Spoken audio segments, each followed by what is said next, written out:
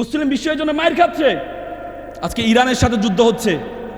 Iran অবস্থার চাহিদার আলোকে যত কথা বলেন শিয়া সুন্নি দ্বন্দ্ব আপনারা লাগাইতে চান, একমাত্র মুসলিম রাষ্ট্র যেটা ঘাড় উঁচু করে দাঁড়িয়ে দেখিয়ে দিয়েছে অবস্থার চাহিদার আলোকে সকল ধরনের যোগ্যতা আমাদের আছে। আজকে পুরো বিশ্ব, মুসলিম বিশ্ব তার বিরুদ্ধে দাঁড়িয়েছে। আমেরিকাকে সহযোগিতা করছে, ইসরায়েলকে সহযোগিতা করছে। ইরান যখন মিসাইল মানে পার্শ্ববর্তী রাষ্ট্রগুলো, জর্ডান, মুসলিম রাষ্ট্রগুলো এগুলো ঠেকায়। তুমি মুসলমান হয়ে মুসলমানদের বিপক্ষে দাঁড়াবা, আর একদম মুসলিম কখনো সহ্য করতে পারে না। এই জন্য ঘাঁটিগুলোকে আক্রমণ করেছে। সৌদি আরব এখন বলেছে আমার আকাশ সীমা আমেরিকাকে ব্যবহার করতে দিব না। পৃথিবীটা হচ্ছে শক্তের বক্ত, নরমের জগ।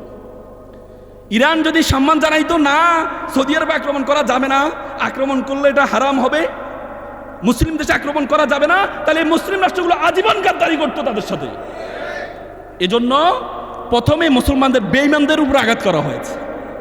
এই বেঈমানরা তোমরা সাবধান হয়ে যাও, আমি মিসাইল মারবো। আজকে ইরান, আজকে খামেনি শহীদ হয়েছেন। খামেনি চোখের বালি কেন হয়েছেন?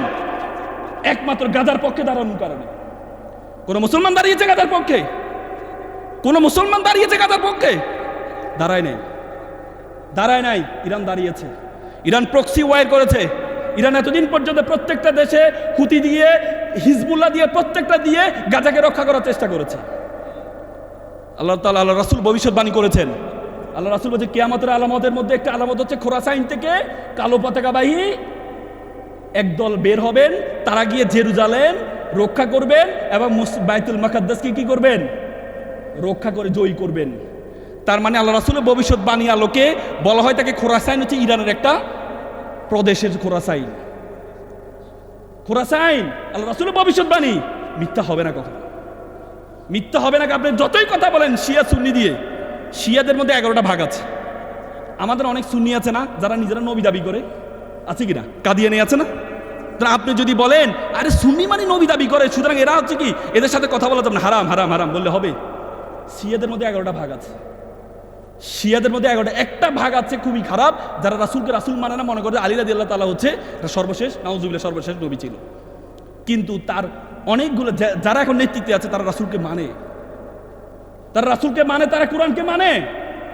আর আপনি শিয়া সুন্নির কথা বলে আপনি তাদের মধ্যে বিভেদ তৈরি করার চেষ্টা করছেন, তাদেরকে খারিজ করে দিচ্ছেন। না, আল মুসলিম ইখওয়াত, মুসলমান মুসলমানের ভাই, এটা আমাদের বুঝতে হবে।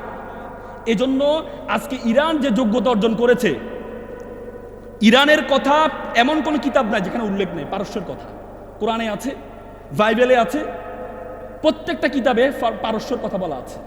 পারস্যর এমনি হয় নাই, এমনি গাছ দেখাচ্ছে না ইরান। ইরানের যে ভৌগোলিক অবস্থান আল্লাহ তাআলা তাদেরকে দিয়েছে, ইরানকে স্থলপথে জীবনে কেউ আক্রমণ করতে পারবে না। চারপাশে পাহাড়। আমেরিকাকে যেভাবে কেউ আক্রমণ করতে পারবে না তার ভৌগোলিক কারণে, ইরানকেও কেউ আক্রমণ করতে পারবে না। এই জন্য পারছে না। পুরো বিশ্ব এক হয়ে গিয়েছে ইরানের বিপক্ষে, তারপরও পারছে না। ট্রাম্প তো এখন বাঁচার জন্য চাচ্ছে যুদ্ধ থেকে ব্যাক আসার জন্য, যুদ্ধ থেকে ব্যাক আসে। কিন্তু ওয়ামাকারুল্লাহ আল্লাহু খায়রুল মাকিরিন, আল্লাহ দেখিয়ে দিয়েছে, আল্লাহ দেখিয়ে দিয়েছে। তো সুতরাং আমাদেরকে এখান থেকে শিক্ষা হচ্ছে, আমরা যারা মুসলমান দাবি করি, মনে রাখবেন কোরআন শুধু তেলাওয়াতের নাম নয়। আমাদের একটু আগে একটা আলোচক চমৎকার, আমার খুব ভালো লেগেছে। কোরআন শুধু তেলাওয়াতের নাম নয়। আচ্ছা আমাকে বলুন তো, আমরা কি চোখ দিয়ে দেখি নাকি আলো দিয়ে দেখি? বলুন তো, আমরা কি চোখ দিয়ে দেখি নাকি আলো দিয়ে দেখি? আলো দিয়ে দেখি। আলো দিয়ে দেখি, আলো আছে কিন্তু চোখ নাই, দেখি? এবার বলুন চোখ দিয়ে দেখি। তো চোখ যদি দেখি, চোখ আছে আলো নাই, দেখি? তার মানে কি দুইটার সমন্বয়, আমরা কম্বিনেশন অফ বোথ, আলো এবং কি চোখ, দুইটার সমন্বয়। তেমনি কোরআন শব্দ এবং অর্থ দুইটার নাম। কোরআন শুধুমাত্র তেলাওয়াতের নাম নয়। কোরআন শুধু আপনাকে তেলাওয়াত করার জন্য পাঠান নাই, কোরআনকে পাঠানো হয়েছে এজ এ কনস্টিটিউশন।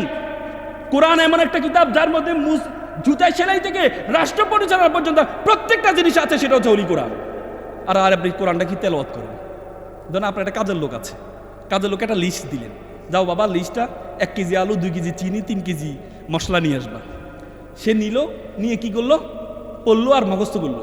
একটু পরে আপনি তারা বললেন বাবা নিয়ে আসো, তো স্যার আমি তো মুখস্থ করে ফেলেছি। আপনি খুশি হবেন? আপনি কি বলবেন? বেটা তোকে আমি মুখস্থ করতে বলছি, তোকে আমি বলছি ঠিক আছে তুই পড়, বুঝ, মুখস্থ করলে কর, কিন্তু তারপর কি করতে হবে? কার্যকর দিয়ে আসতে হবে। আর তুই না নিয়ে এসে শুধু মুখস্থ করছো, তোর তো আমি এই জন্য পাঠাইনি। আপনি চাকরি রাখবেন? সুতরাং কোরআনটা হচ্ছে এমন, কোরআন হচ্ছে গাইডলাইন। আপনাকে প্রথমে পড়তে হবে, বুঝতে হবে, তারপর কার্যকর করতে হবে।